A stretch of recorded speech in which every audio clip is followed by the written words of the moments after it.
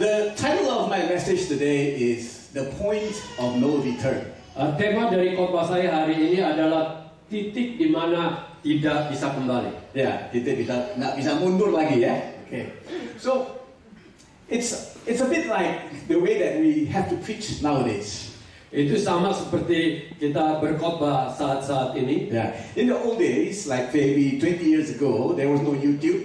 Waktu 20 tahun yang lalu sebelum adanya YouTube, so we could just repeat sermons in different places because people hadn't heard it before. Dulu kita bisa khotbah di mana-mana, ulang-ulang dengan apa yang kita sudah akan khotbahkan. Nowadays, I have to watch YouTube to see which of my sermons are already on YouTube. Sekarang saya harus lihat dulu YouTube khotbah saya yang belum masuk di YouTube. Yeah, and then 20 years ago, I didn't really use PowerPoint. 20 tahun yang lalu saya tidak pakai PowerPoint ini. So it basically means that when I stood up to preach, I didn't know what I was going to preach. Waktu saya berdiri untuk berkhotbah, sering saya tidak tahu apa yang saya harus khotbahkan. So the people hadn't heard my sermon before, and I didn't know what I was going to preach. So it was all just very charismatic. Okay, kadang-kadang mereka tidak tahu apa yang saya khotbahkan atau apa yang saya sampaikan. Jadi ini adalah bagian dari karismatik. But now, tapi saat ini, when we use PowerPoint, kalau kita pakai PowerPoint, and the moment the PowerPoint slide came up, kalau PowerPoint muncul, it's a point of no return. Kalau ini sudah tidak bisa kembali lagi. Ini titik di mana tidak bisa kembali lagi. I have to go with this slide. Saya harus sesuai dengan slide ini. I've got 5 slides to share with you. Hari ini saya ada 5 slide untuk dibagikan, 5 layar tayangan untuk dibagikan. Normally I have 10 slides and 3 points. Biasanya ada 10 slide dengan 3 poin. But because I'm being translated by Pak Sam, I'll behave myself. Only 5 slides. Karena saya diterjemahkan oleh Pak Sam, jadi saya akan berlaku lebih hati-hati. Jadi hanya 5 layar. But seriously speaking, bicara seriously, I want you to understand that the gospel is about God saying to us that His plan for us has a point of no return. Injil diberitakan, dikirim oleh Tuhan supaya kita yang mendengarnya, kita tidak ada lagi kesempatan untuk return lagi. Tapi titik di mana kita harus maju terus. You and I have to recognize that God will never change His mind. Kita harus sadari bahwa Tuhan tidak mengubah pikirannya, tidak berubah. You and I, we might change our mind. Engkau dan saya mungkin kita berubah pikiran kita. But God will not change His mind. Tapi Tuhan tidak merubah pikiran. There's a passage of scripture we're going to read. I want you to be able to see from that scripture the finality of the cross. Saya ingin kita baca di firman Tuhan bagaimana arti dari salib itu. This becomes really important for me. Ini sangat penting bagi saya as a pastor, sebagai pendeta, because people go through all kinds of problems and they try to outsource their problems to the pastor. Orang-orang mengalami banyak hal dan ingin mendapatkan banyak bantuan dari pendeta. And where they are with God very much depends on where their life is at. Hubungan mereka atau di mana mereka berada dengan Tuhan itu tergantung dari keadaan mereka saat itu. When life is good, God is good. It's easy to believe that God loves you. Kalau semuanya lagi enak, Tuhan itu baik dan mudah untuk percaya kepadanya. But when it's not, tetapi kalau tidak, we begin to ask questions. Kita mulai mempertanyakan beberapa hal.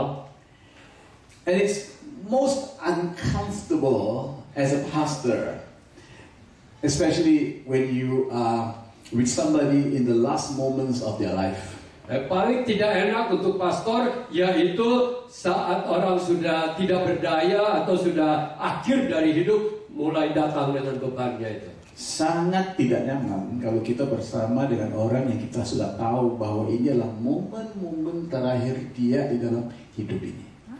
Sangat tidak nyaman. Kenapa? Karena, sorry ya. No, you do English. Sangat tidak nyaman. Kenapa? Not comfortable. Kenapa tidak nyaman? Mengapa tidak? Oh, why not comfortable?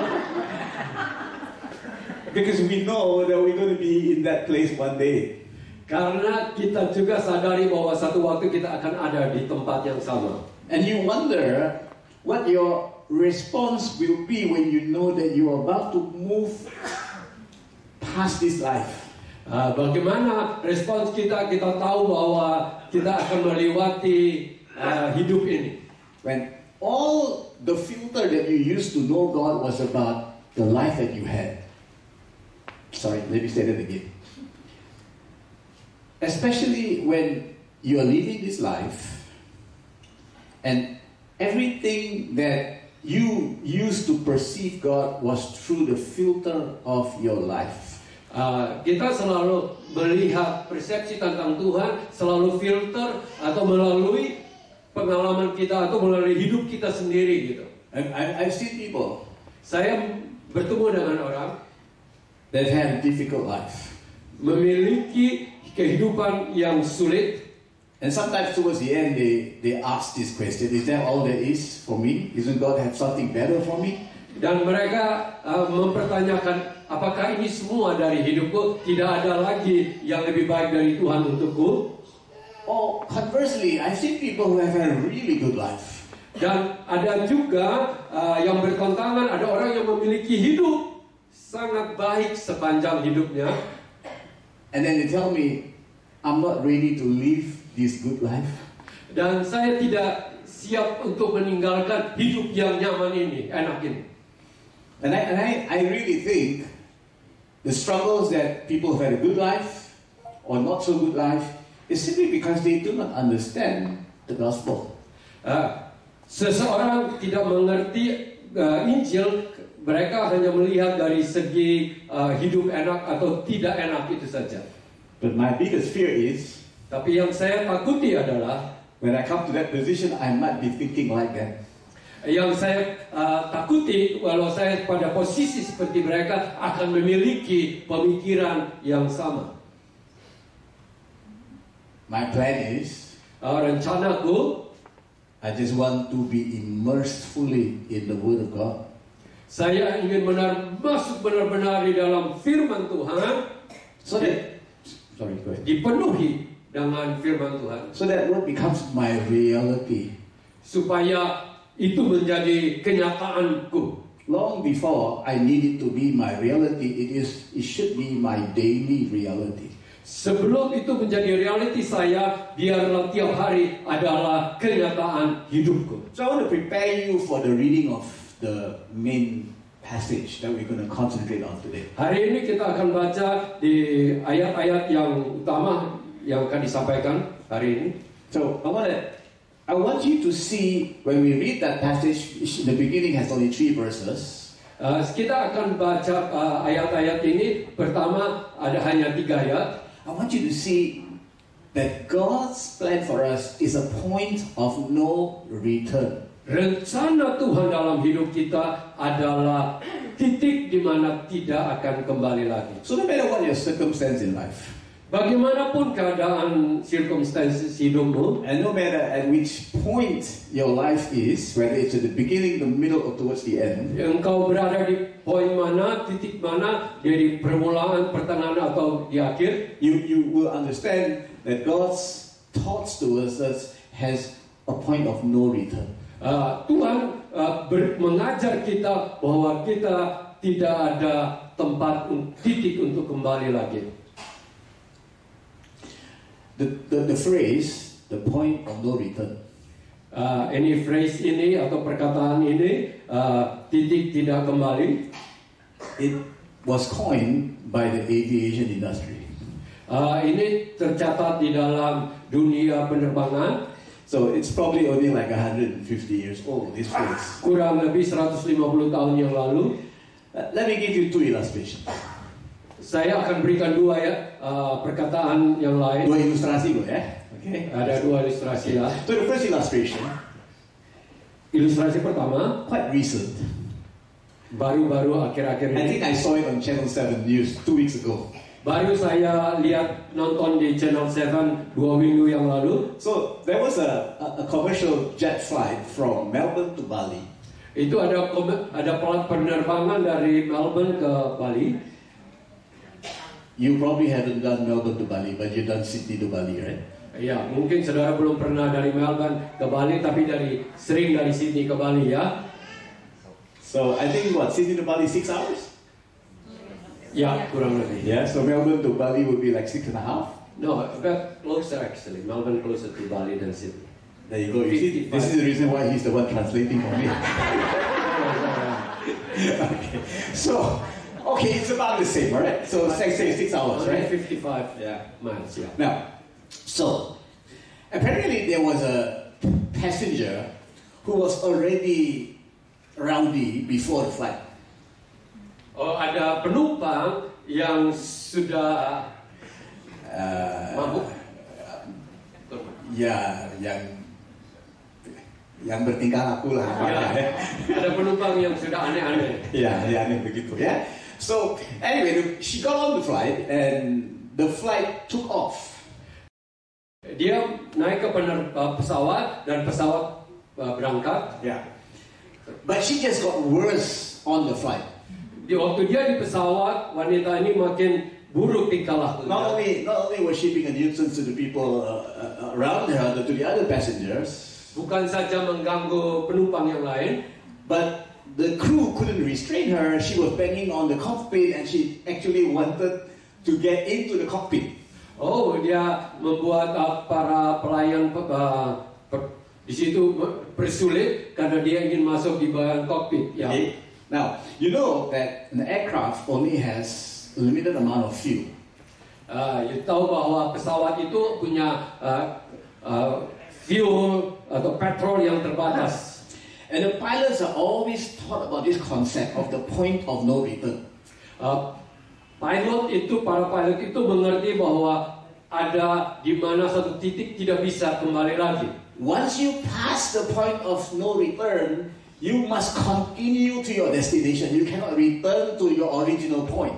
Kalau sudah lewat titik itu, tidak bisa kembali ke tempat asalnya, tetapi harus terus sampai pada titik untuk tujuannya. So, for example, on this flight, if the pilots have already been flying for 4 hours, kalau pesawat ini sudah terbang selama 4 jam, and if the total flight was supposed to be 6 hours, kalau total flightnya 6 jam, my guess is persangkaanku they would have fuel for another 3.5.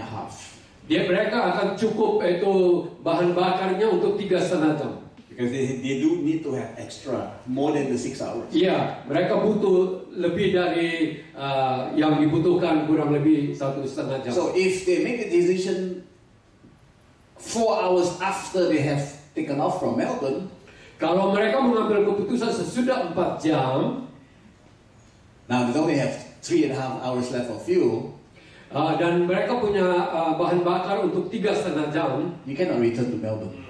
mereka tidak bisa kembali ke Melbourne. And depending on where you are, Di mana posisinya saat and the kind of aircraft that you are flying, tergantung dari pesawat jenis apa yang engkau terbang, which airport you can land could be limited. Karena pesawat itu tergantung dari airport mana kita bisa mendarat, pesawat itu bisa mendarat. Once you pass the point of no return, your options become limited. Kalau kita sudah melewati titik tidak bisa kembali, maka makin terbatas opsi kita. That's the reason why on this flight, Oleh karena itu, di dalam penerbangan ini, the pilots made the choice to return to Melbourne just after 2 hours in the air. Pada waktu itu pilot mengambil keputusan untuk kembali ke Melbourne karena baru 2 jam terbang. You got enough fuel to come back to Melbourne. Punya bahan bakar yang cukup untuk kembali ke Melbourne. Let me give you one more illustration. Saya berikan lagi ilustrasi yang berikutnya. But this one involved with me being in the plane. Ini ada urusannya dengan saya yang ada di pesawat.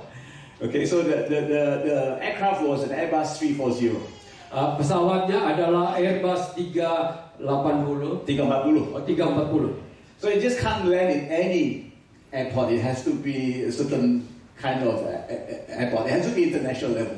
Iya, ini besar jadi tidak pesawat ini besar jadi tidak sembarangan airport bisa nampung berat dari pesawat ini. So this flight was coming towards Kuala Lumpur, where my destination was. Pesawat ini menuju ke Kuala Lumpur destinasinya. And this is probably it's like this is the destination, so it's the ending of the flight. Karena ini destinasi, maka ini adalah akhir dari penerbangan ini. But the plane couldn't land because of the bad weather. Saya alami bahwa pada waktu itu pesawat tidak bisa mendarat karena cuaca yang buruk. So they spent another hour circling.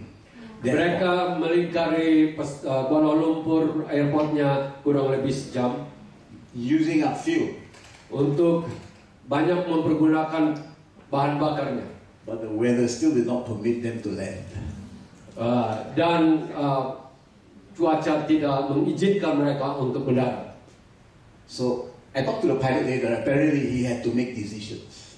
Pada waktu itu saya tahu bahwa pilotnya harus mengambil keputusan. Nah, sesudah peristiwa ini. Saya bicara dengan pilot sesudah peristiwa itu. Saya tahu cara berpikirnya dia ya. Saya tahu cara berpikirnya. He recognized he only has 1 hour of fuel left.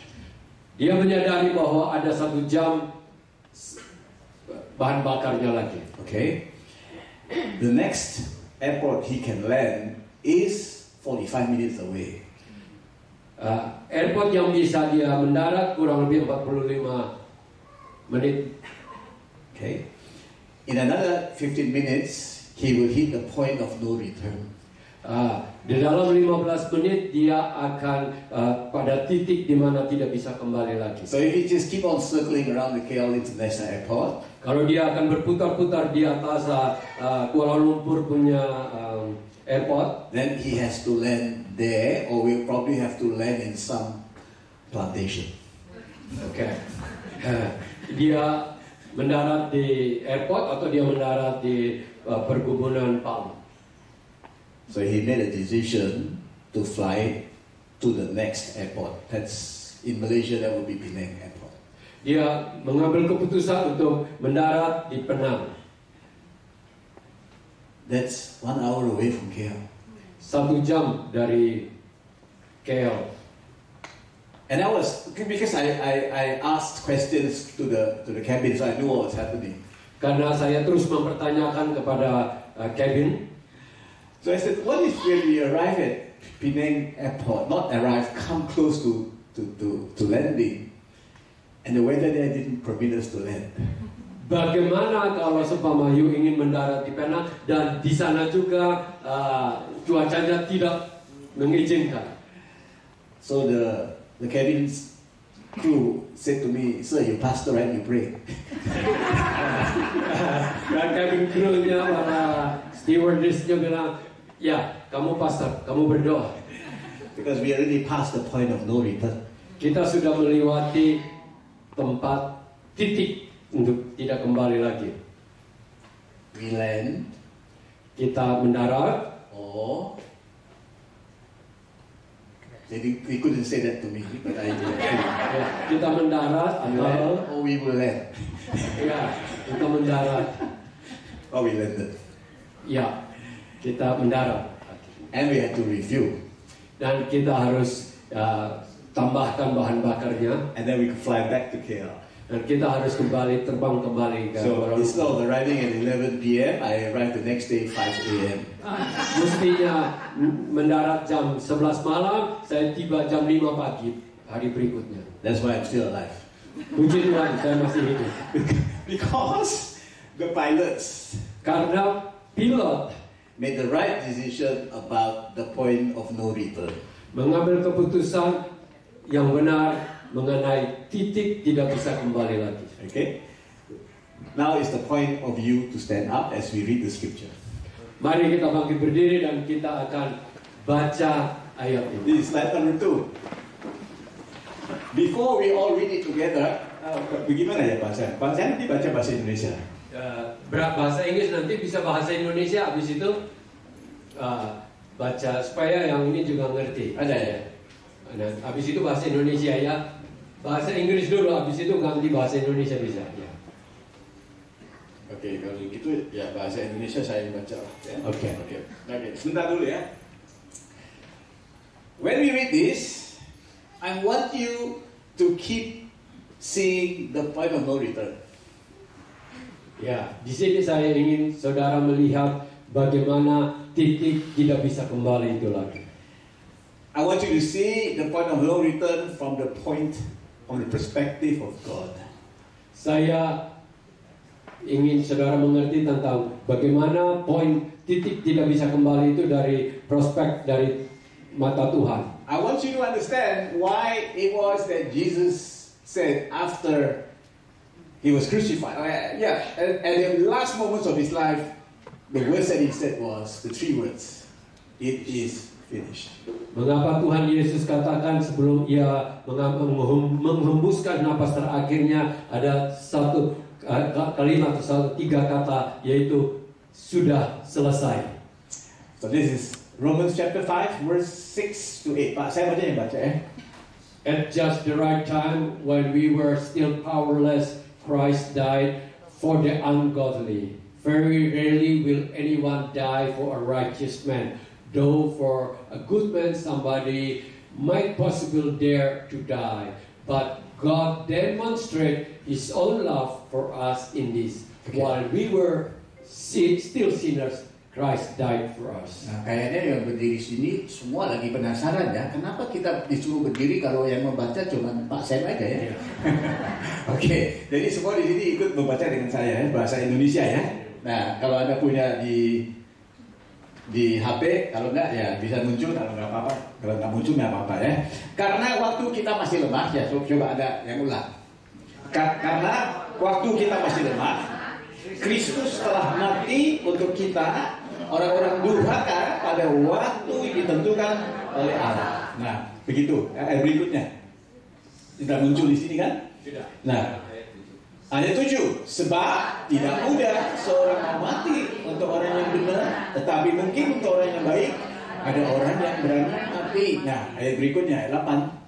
Dan tetapi Allah menunjukkan kasih-Nya kepada kita oleh karena Kristus telah mati untuk kita ketika kita masih berdosa yang terakhir. Sudah, thank you. Tuhan memberkati pembacaan firman-Nya, kembali di hadirat Tuhan. Itu tolong muncul sekali lagi ya slide saya. Alright. Ya, sekarang saya kembali ke bahasa Inggris. Alright. If you look at these 3 verses, Kalau kau mendapatkan 3 ayat ini, can you see the point of no return? apakah engkau dapat melihat di mana ada kata titik tidak ada kembali lagi? Because sometime in the past, Karena pada masa lalu God did something eternal. Tuhan melakukan sesuatu yang kekal. Because sometime in the past, Karena waktu yang lalu God through Christ Jesus Tuhan mengutus, Bapa mengutus, God mengutus Tuhan Yesus. God through Christ Jesus executed a move which is no longer reversible. Sudah ambil keputusan untuk tidak akan kembali lagi, tidak akan balik lagi. It's like the pilot on the flight from Melbourne to Bali. At some point he made a decision. We have to go back to Melbourne, for it's too late. Karena seperti kisah penerbangan dari Melbourne ke Bali, pilot itu bisa saja ambil keputusan untuk tidak kembali sesudah ia melihat. Oh, it was like my flight that was about to land in KL but couldn't land in KL, and then we were losing fuel, and then the pilot recognized that he had to go towards Penang, and that was the point of no return. Sama seperti penerbanganku yang untuk mendarat di Kuala Lumpur dan tidak bisa mendarat, akhirnya dia mengambil keputusan karena sudah tidak ada pada titik tidak bisa kembali, dia akhirnya mendarat di Penang. So here's the part of no return from this scripture. Di sini adalah bagian daripada titik di mana tidak ada kembali, tidak bisa kembali. When we were powerless without strength, incapable, pada waktu kita tidak punya kemampuan, tidak punya kuasa, kekuatan, God, through Christ Jesus, Tuhan melalui Yesus Kristus not demonstrated His power, bukan mendemonstrasikan kuasanya, not demonstrating miracles. tidak menunjukkan mujizat-mujizatnya. You can tell me what He's demonstrating here? Apa yang saudara lihat di sini yang dia Tuhan mendemonstrasikan Love. adalah kasihnya. Because love is a one-sided action. Karena kasih adalah satu bagian saja, action dari satu bagian. You can't love somebody and then demand that they have to do something to prove that they love you back.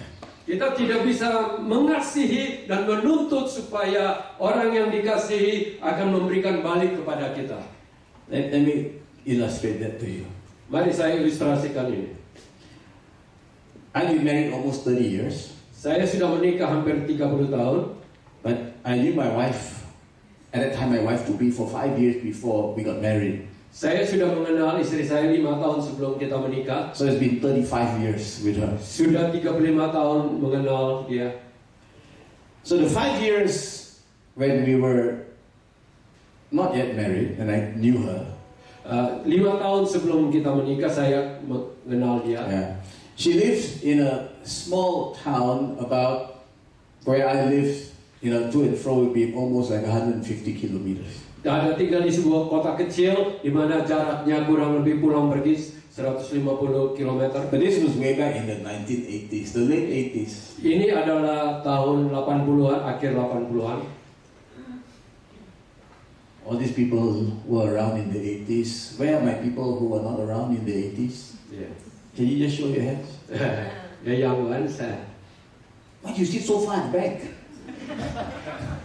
So in the 80s, we don't have handphone, mobile phone. Pada waktu tahun 80 kita nggak ada HP. So no mobile phone means no WhatsApp. Kalau tidak ada mobile phone, tidak ada WhatsApp. And if you want to contact your boyfriend or your girlfriend, we do it through a public phone. Kalau ingin kontak kekasih kita harus pakai public telepon. And that means we collect a lot of coins. Setidak-tidak kita mengumpulkan banyak koin. Okay, and then all the people who lining up their public phone, you know why they're there. Kalau mereka antri yang di public kontak phone itu mengapa mereka ada di situ? And then in the 80s, I don't have a car. Dari tahun 80-an, 80-an, saya tidak ada mobil. And in the 80s, to go from where I live to where she lives, there's no highway. Dan dari rumahku, tempatku ke rumahnya tidak ada highway, freeway. So it's basically getting on a public bus. Itu saya akan naik bus umum. It's not one bus, it's two buses to get there, two buses to come back. Yeah. The round trip, 2 kali ganti bus ke sana dan 2 kali balik ganti bus 2 kali. And because it was a small town, Karena kota kecil, there was only one bus that would go there and then you come back. karena hanya ada kota kecil, jadi hanya ada satu bus saja ke sana. Only one bus a day. Satu bus satu hari. So if I took that bus to go there to see her, Kalau saya ambil bus untuk naik bus ke if bertemu I dengan didn't dia, get back on that bus and go back to the city, then I would have to find a place to stay in the. kalau saya tidak balik lagi dengan bus itu, maka saya akan cari tempat untuk nginap. And the bus would drop passengers in the town and just wait just long enough for the other passengers to get back on the bus and to go. Karena bus itu akan menurunkan penumpang situ dan akan nunggu sampai penumpang berikutnya akan balik lagi ke kota. I don't know whether you can picture what I'm trying to tell you. Apakah saudara bisa, saya bayangkan saudara bisa mengerti Betapa sulitnya itu. So I spent 5 hours sitting in a bus to get down and talk to her at the bus terminal for 5 minutes. Saya pergi 5 jam, hanya turun untuk berbicara sekitar 5 menit untuk balik lagi. So for 5 years, every week I will speak to her 5 minutes face to face. Setiap minggu saya ke sana 5 menit. And truthfully, I got to know the bus driver much better than I knew her. Akhirnya saya lebih mengenal sopir bus daripada calon istri itu. So if you ask my wife why it took like 5 years for us to get married, Saya bertanya kepada istri saya, kenapa butuh 5 tahun baru kita bisa menikah? because from her point of view, she really wanted to see if I could do it for 5 years. Karena dia ingin tes apakah calon istrinya itu tes apakah calon suamiku dapat bisa membuktikan selama 5 tahun. I think some of you are not curious enough. Kalau beberapa dari saudara mungkin tidak bertanya-tanya, Nah, kurang penasaran ya. kurang penasaran ya. You should be asking me, Engkau perlu bertanya kepadanya. how many times did she do that journey to come to look for me? Oh, bertanya, berapa kali dia datang ke kota saya? Not one time. Tidak satu kali pun. Because according to her, Karena menurut dia, love is one-sided. karena kasih itu hanya satu bagian. Can you see the one-sidedness here? Saudara bisa melihat bahwa ini adalah bagian dari Tuhan mengasihi kita. We were powerless. Waktu kita tidak berdaya, We were on the wrong side of God. kita ada posisi yang berlawanan dengan Tuhan. We were sinners, ungodly, not at all interested in what was being offered to us. Kita adalah orang yang berdosa dan tidak percaya Tuhan, tidak ada Tuhan, dan tidak tertarik dengan apa yang ditawarkan oleh Tuhan. And I can tell you, most people that I talk to, Dan banyak orang, hampir semua orang yang saya bicara dengan mereka, who claim to be believers, yang menyatakan bahwa kami orang percaya, when I ask them, dan saya bertanya kepada mereka, when did you become a believer? dan saya bertanya, kapan engkau jadi orang percaya? They can't express and articulate clearly why they became a believer. Mereka tidak dapat memberikan jawaban mengapa mereka jadi orang percaya. But in their own long-winded way, I catch the point that they became a believer because they felt that life would be better. Mereka menjadi, dan saya dapat menangkap bahwa mereka jadi orang percaya karena di dalam pikiran mereka hidup akan lebih baik. And you know, it's like the old days, the Amex, Sama seperti the Amex advertisement. reklame dari American Express Don't leave home without it. yang katakan jangan tinggalkan rumah tanpa American Express So kartu. somehow it just felt better not to leave home without God.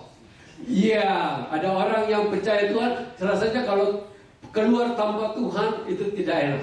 And from my observation, Dari observasi saya, pertimbangan saya, people who believe in God orang percaya kepada Tuhan, continue to believe in God terus percaya kepada Tuhan, if their experience of the product is good.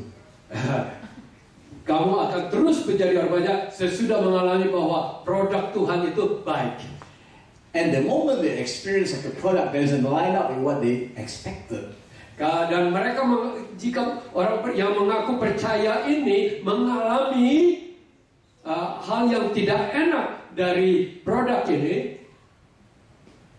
then they question their decision. dan mereka mempertanyakan keputusan mereka. But you know, all that is not being offered here. Dan saudara perhatikan apa yang ditawarkan oleh Tuhan. All that is being offered here is this: Apa yang ditawarkan kepada kita oleh Tuhan. I love you. Di sini ayat ini berkata, Tuhan mengasihi kita. I will never change my mind. Saya tidak pernah akan mengubah pikiranku. I put all my intention into action. Saya menaruh semua rencanaku di dalam tindakan. I've done it. Saya telah melakukan in a way that cannot be changed anymore. Dengan lihat tidak bisa berubah lagi. Sudah saya lakukan, saya tidak dapat mengubah lagi. I put all my cards on the table. Saya memberikan semua apa yang ada padaku di atas meja, Just to say to you untuk sampaikan kepadamu that I love you, bahwa saya mengasihi engkau, never change. tidak berubah. Saya tetap mengasihi engkau, tidak berubah. I don't recall ever anyone that I talk to tell me, Pastor, I'm a Christian because I recognize God loves me. Saya hampir tidak pernah menemukan seseorang yang berkata, saya menjadi orang Kristen karena Tuhan Yesus mengasihi saya. Let's go to the next slide. Mari kita pergi slide berikutnya. There are 3 points I want to tell you. He died. 3 poin yang saya ingin sampaikan. Yang pertama, dia mati. And you know that we only die once. Kita tahu bahwa kita hanya mati sekali. There is a finality about death. Ada hal yang membingungkan tentang kematian.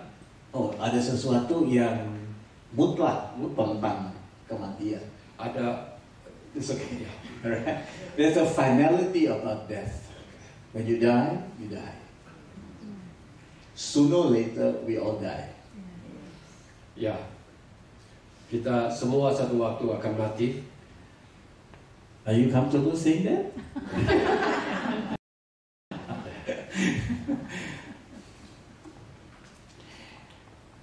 Here's the thing.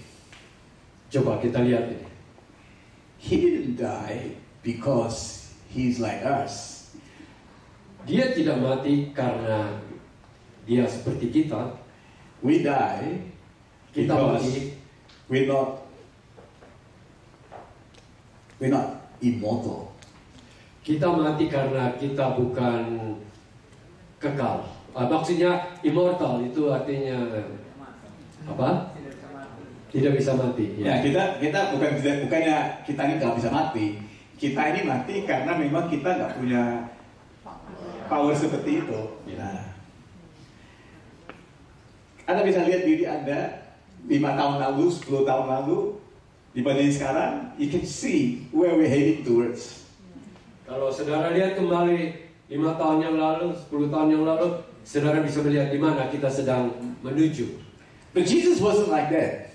Tapi Tuhan Yesus bukan demikian. One of the things you'll notice is people in the Bible, especially those who follow God, they died because they were righteous people. Kalau kita lihat di Alkitab, orang-orang yang mati di Alkitab itu, mereka adalah orang-orang benar. It's very different. Believers today die because they have heart attack. We have too much of a good life. Ya, saat sekarang ini banyak orang yang mati karena urusannya dengan heart attack. He didn't die because, like the rest of us, he has a finite amount of time on this earth. He died for us. That's what the scripture says. Alkitab katakan bahwa dia mati untuk kita. I want to ask you this question. Saya ingin bertanya, pertanyaan ini. Who would you die for? Pertanyaan ini, siapa yang akan engkau mati? Is there anybody in this world that you would die for? Ada orang di muka bumi ini yang saudara bersedia mati untuk orang itu? Okay, never mind. Let's not think about it. It's very depressing. Jangan pikirkan itu. Do you actually think that there are people out there who love you so much that they will die for you? Ada kita. It's okay. Can you introduce him to the Roman Catholic bishop for him to do the confession? I see nobody loves me, will die for me. So some years ago, I was preaching in a retreat in Malaysia. Beberapa tahun yang lalu, waktu saya berkhotbah di satu retreat di Malaysia, We call it family camp. kita panggil namanya family camp. The family camp means Camp keluarga. everybody comes. Berarti semua boleh hadir. From the youngest to the oldest, everybody's in there and they follow all the session. Mulai dari yang kecil sampai yang paling tua, semua ikutin. So I have to find some way of preaching which relates to everybody who's hearing. Dan saya harus berusaha menemukan khotbah yang untuk semua orang, dari muda sampai yang paling kanak-kanak sampai tua. So on the session that my first session I was preaching, I wanted to start off by engaging the crowd because it was an afternoon thing, right? And I was thinking, wow, the organizer must really hate me because he gave me the afternoon session. Dan waktu itu tugas firman yang saya sampaikan adalah siang, dan mungkin ini tidak senang dengan saya sehingga kasihnya karena jamnya tuh sulit sekali. Seperti jam sekarang ini. Seperti sekarang ini crowd dari umur 1 bulan sampai. Pasal mereka sudah baik. Yeah. Bapak jangan komporin mereka. Baik. Tidak ada tertidur deh. Okay, so I said, guys, I'm going to ask you 4 questions. Saya bertanya kepada mereka, saya ingin bertanya 4 pertanyaan. First question here, how many of you wives would die for your husbands? Saya bertanya para ibu-ibu, istri-istri, adakah yang mau mati untuk suamimu? All the hands went up. And I was a bit worried for myself because my wife wasn't there. I was thinking, would my wife put her head up? Ya, ada beberapa orang yang mengangkat tangan. Dan istri saya tidak ada di situ. Apakah istri saya juga akan mati bagi saya? And then the second question, because I had an idea how the answers were going to be like, the response. I had an idea. I just want to confirm if the idea was going to be, this will match the response. Pertanyaan kedua. How many of your husbands will die for your wives? Saya bertanya kepada para suami, apakah suami-suami akan bersedia mati untuk istri? And as I expected, no hands went up in the beginning. Dari pertama saya berharap supaya lebih banyak angkat tangan yang I don't know if these men were on a suicide mission or they were just being honest. Saya lagi berpikir apakah para suami ini adalah bagian daripada yang mau bunuh diri atau yang benar-benar ini. I mean, family camp won't be forever. You have to go home sometime. Ya, karena di family camp nanti akan pulang ke rumah. And your wives already put your hands up that they will die for you. Dan beberapa istri sudah mengangkat tangan untuk mati bagi suaminya. Come on, why can't you just pretend? Kalau suami kenapa tidak angkat tangan, dia pura-pura aja. Because the question was not, are you going to die for your wife? Are you willing to die? Pertanyaannya, apakah engkau willing? I think I should die for her. You say, I'm willing to, but when time comes, I change my mind. Yeah. So, and then there were some ladies who were like, they were like poking their husbands. And then Ada beberapa ibu yang bilang, suami, akhirnya suami angkat tangan. That was very slow reaction. Agak pelan-pelan. I hope you recognize that Jesus didn't die after much persuasion by God the Father. Could you please do it, because I don't want to do it. You should do it. Tuhan Yesus mati bukan karena Bapak bilang kamu yang mati saja supaya ini. I'm going to prove Pak Sam wrong. Saya ingin buktikan bahwa Sam adalah wrong. Don't let me down, okay? Jangan membuat saya ragu. I did tell you that I was going to ask them how many questions. 4. And how many have I asked already? So you should be okay. So the question I asked, I asked the kids. I asked the parents. Saya bertanya kepada orang tua. No, sorry, I changed. I asked the kids. Saya bertanya kepada anak-anak. How many of you beberapa dari kamu would die for your parents? Akan mati untuk orang tuamu? What do you think the response was? Bagaimana respons dari anak-anak itu? They must love their fathers very much. Mereka mengasihi papa mereka. Because nobody put their hands just like the dads. Tidak ada yang angkat tangan untuk papa. There's one young man at the back, he shouted, I didn't ask them to give birth to me, so why should I die for them? Ada yang bilang begini, saya tidak minta mereka untuk melahirkan saya di muka bumi, kenapa saya harus angkat tangan? So I came to the fourth question. Saya bertanya ke pertanyaan keempat. And I said, I don't think anyone here can imagine what the fourth question was. How many of you parents, if you have to die to save your kids' life, how many of you would die for your kids? Pertanyaannya saya tanya kepada orang tua, apakah engkau akan mati untuk anakmu, untuk menyelamatkan anakmu? Wow. That was the moment of truth. Wow, bahwa itu adalah kebenaran sejati For the wives. untuk para istri. Because they realized their husbands, while wouldn't die for them, would die for the kids. Mereka sadar bahwa suami-suami tidak mati untuk istri, tapi akan mati untuk anak. So all the parents put up their hands. Semua orang tua angkat tangan. And I said, I said, I'm going to ask you 4 questions. Well, I lied. Saya katakan, saya tanya 4 question, tapi saya bohong. I have a 5th question. Saya ada pertanyaan kelima. How many of you, to save the world, would sacrifice your kids? Saya bertanya kepada mereka pertanyaan kelima, bagaimana, apakah engkau mau menyelamatkan dunia ini dengan memberikan anakmu korban anakmu? Thankfully, not one of them put up their hands. Because if they put up their hands, I have to make a police report. Kalau ada yang, untung tidak ada yang angkat tangan. Kalau ada yang angkat, saya akan telepon polisi. Because for those of us who are parents, bagi saudara-saudara yang adalah orang tua, you would not sacrifice your kids. Kita tidak akan mengorbankan anak kita. You would rather sacrifice yourself than Kita sacrifice your kids. mendingan mengorbankan diri kita sendiri daripada anak So, kita. let me tell you the truth, okay? Don't even talk about sacrificing your kids. Bicara, saya ingin kebenaran. Jangan berbicara mengenai mengorbankan anak kita. You know, my wife is Chinese, so my kids are mixed. Istri saya orang Chinese, jadi anak-anak saya adalah campur. I would always tell my wife, don't make them go and cut the grass.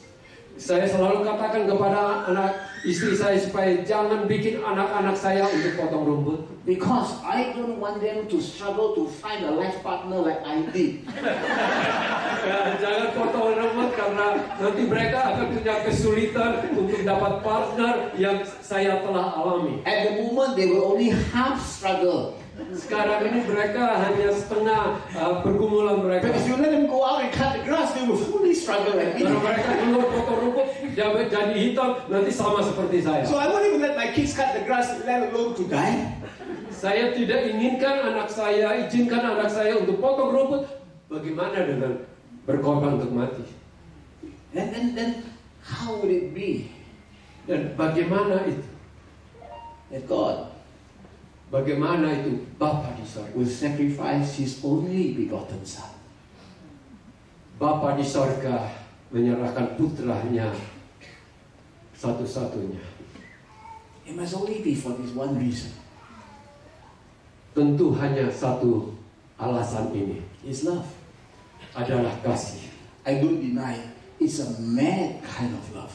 Dan saya ingin katakan ini adalah kasih yang gila. Because you would sacrifice your only son Engkau mengorbankan anakmu satu-satunya for a group of people that you don't even know whether they will respond to your love. kepada manusia yang belum tentu mau terbuka untuk dia. And second point, Untuk yang kedua, I'm going to stop here because I'm out of time. saya akan stop di sini. No, I'm stopping on this slide, not on this Yeah, point. yeah. I'm going to stop at this slide because I'm out of time. Okay? So, it's not about Jesus that's dying. It's Jesus dying first. Ini bukan saja berbicara Yesus mati, tapi Tuhan Yesus mati lebih dulu. You know, this thing about who's going to die, dying first. Berbicara mengenai mati dan siapa yang mati lebih dulu. I think it's the same as it was in my time. If you like somebody, you don't tell them you like them in case they don't like you back, right? Waktu masa-masa saya masih muda, kita tidak kasih tahu saya menyukaimu lebih dulu karena mungkin dia tidak membalas. Apakah dia juga? Am I right? This is very important. Ini sangat penting. Because if you told the other person first that you love them and they didn't love you, you were rejected. Ya, kalau kita katakan kepada orang yang kita kasih, aku mengasihimu, dan mereka tidak menerima, berarti kita tertolak. And that's the reason why you pray to God. Oleh karena itu kita berdoa kepada Tuhan, God, please touch that person's heart to like me. Tuhan, jamah hatinya supaya dia juga menyukai saya. And if only you thought like that, it's fine. But the other person also thought like that. Ya, bukan kita saja berpikir demikian, tapi orang itu juga berpikir demikian. Honestly, for 5 years when I get on that bus and go see my wife to that time didn't know wife to be, right? Selama 5 tahun saya naik bus untuk bertemu dengan calon istri saya. I don't have any response from her. Saya 5 tahun pergi, saya tidak ada respons dari dia. She told me later Dia katakan sesudahnya that she actually liked me way before that. Oh, dia katakan bahwa dia sudah menyukai saya sebelumnya. So I said to her, then why didn't you tell me? Saya katakan kepada dia, kenapa engkau tidak katakan kepada saya? So my wife is Hokkien, so she said, "Xiao ah." Istri saya orang Hokkien, jadi dia bilang, You understand Hokkien? Xiao means, are you crazy? apakah engkau gila? Why would I tell you? You must tell me first. Kenapa saya kasih tahu kepada you yang harus kasih tahu kepada saya lebih And dulu? I would say to her, why should I tell you first? You must tell me first before I tell you first. Kau harus katakan lebih dulu supaya saya juga bisa katakan lebih dulu. Why I must tell you first? Mengapa saya harus katakan itu kepadamu? What if you don't tell me second? Kenapa engkau tidak katakan yang kedua? That's the reason why the cross is amazing. Oleh karena itu, salib itu luar biasa. It should be like God will say to you, guys, I intend to die for you, but I'll do this at the end. Jikalau Tuhan katakan saya akan mati untukmu, tapi ini bagian dari akhir. It's cash on delivery. Ini harus ada cash delivery. It's not advance payment, guys. Ini bukan bayar dulu di depan. Because I don't know if I pay you ahead of time, whether it'll be worth the effort. Apakah pikiran Tuhan, apakah kalau saya lebih,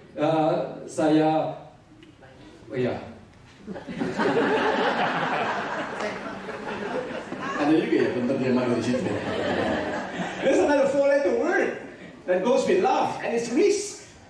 Ada 4 kata yang risiko, bahwa saat kita menyatakan sesuatu ada risiko. And that is what Romans chapter 5, verse 6 to 8 is all about. It's about risk. Di tadi yang kita baca di Roma 5 itu adalah bagian yang risiko, Tuhan ambil risiko. It's like the pilot saying, I'm going to go ahead to the next airport. And if the weather is bad over there, I have to take that risk. It's all about a calculation. Ya, sama seperti pilot yang berkata, saya akan ke airport berikutnya, dan itu adalah risiko, dan itu bisa buruk cuacanya. My third point. Hal ketiga yang ingin saya sampaikan. He died. My first point. Second point. He died first. Number 3. He died first for, can you just bring the other two out? The powerless, the ungodly, and the sinners. Dia mati lebih dahulu untuk orang yang tidak berdaya, orang tidak percaya, dan orang berdosa. He didn't die for a righteous person. Dia tidak mati untuk orang-orang benar. He didn't die for a good person. Dia tidak mati untuk orang-orang baik. This is the lowest common denominator. Ini dari Tuhan. He will be made faithful when we are not. Dia tetap akan setia. Mungkin kita tidak. He will continue to love us even when we do not respond to that love. Dia akan tetap mengasihi kita meskipun tidak ada respons yang benar akan kasih itu. God's point of no return. Tuhan punya titik tidak akan kembali lagi. Is that going to be for you a starting point? Dan biarlah itu menjadi permulaan starting point. Or is that going to be for you the only thing that matters? Apakah bagimu itu saja yang penting? I'll make a statement and we'll end. I just invite the musicians up. Oh, sorry, you got announcement, right? Yeah, Okay. Yeah. Somebody make this last statement. Yeah, it's okay. The last, you can do it later. Okay. Finish it. Romans chapter 5, verse 6 to 8 tells us that God loves us. Roma 5 ayat 6 sampai 8 katakan Tuhan mengasihi kita. Not because of who you are, but because of who He is. Bukan karena siapa kita, tetapi siapa Dia sesungguhnya. Not because of what you can do, but because of what He has done. Bukan apa yang saudara bisa lakukan, tapi apa yang telah Ia lakukan. But then again, knowing that He has done it, Dan tahu apa yang sudah Ia lakukan, I want to live differently. karena saya tahu apa yang telah Ia lakukan, saya mau hidup yang berbeda. Because I know that not anybody is going to die for me. Saya tahu bahwa tidak ada orang yang akan mati untuk saya. You know, God didn't say I love you by sending you an emoji with a heart shape and a kissy sign, right? Tuhan tidak kirim berita ini dengan emoji yang ada hati atau kisi-kisi saja. Oh, maksud saya tahu ya. Berita ada di sini. Tapi saya ngomong lagi ya, ini jangan masuk YouTube. Ya. Because I think saya pakai bahasa Indonesia karena istri saya kurang ngerti bahasa Indonesia ya. Tapi saya jangan ngomong apa-apa karena istri Pak saya ada di sini. I don't understand why people would send you all these emoji with heart shape and kissy sign, right? Saya tidak mengerti orang yang mengirim itu emoji heart dan kisi-kisi saja. Especially if it's a woman who's not your wife. Especially untuk wanita bukan istrimu. You look at it, what is this person trying to say? Dilihat apa yang ingin dia katakan melalui I have to emoji. analyze, no? I have to draw like a cost-benefit analysis. Saya harus pertimbangkan semuanya.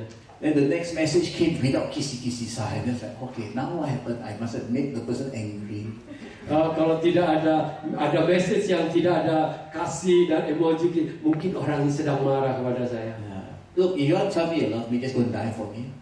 Iya, tidak mati bagi saya. Ya. But before you die for me, please buy the insurance policy, put my name there, then I know you will love me. Ya, sebelum you melihat taruh insurance nama saya di insuranceku, itu menunjukkan bahwa you mengasihi. Hey, let's go back to reality. No one's going to do that for you. Kenyataan tidak ada orang lakukan itu untukmu. So this is the point I want to make. Ini adalah poin. If God loves you, Jikalau Tuhan mengasihi, in a point of no return, pada titik di mana Ia tidak kembali lagi. to the extent that nothing you do can change His mind. Sampai kepada posisi apapun yang engkau lakukan tidak akan mengubah posisi Dia. When you leave this place, leave this place, write down on a piece of paper, nothing I do can change God's love for me. Kau bisa keluar dari tempat ini, tulis dalam satu kertas, tidak ada yang dapat saya lakukan untuk mengubah kasih-Nya kepadaku. Think about it every day. Pikirkanlah itu setiap hari. You will think differently. Engkau akan memiliki pikiran You will yang feel berbeda. differently. Engkau akan merasakan yang berbeda. Your emotions will not go through a roller coaster every day. Emosimu tidak up and down seperti roller coaster. Because you will then learn to trust God. Disitulah kita belajar untuk percaya kepada Dia. That's what my wife told me in the end. Itulah yang istri saya katakan kepada saya akhirnya. A man who would travel 5 years to see me for 5 minutes every week. Itu yang istri saya katakan. Sosok pria yang mengendarai bus 5 jam dan bertemu dengan saya 5 menit. I think I can trust a person like that. Itu satu tanda saya bisa percaya kepada pria tersebut. But I want to tell you, Dan saya ingin sampaikan kepadamu, God has done far more than that. oh, Bapa kita melakukan lebih daripada itu. You and I Kita semua, saudara dan saya, can only trust God kita hanya dapat percaya kepada Dia to the extent sampai kepada titik, you know how much He loves you. sampai kepada titik di mana engkau tahu berapa besar Dia mengasihimu. Let's pray. Mari kita berdoa. Let's all stand.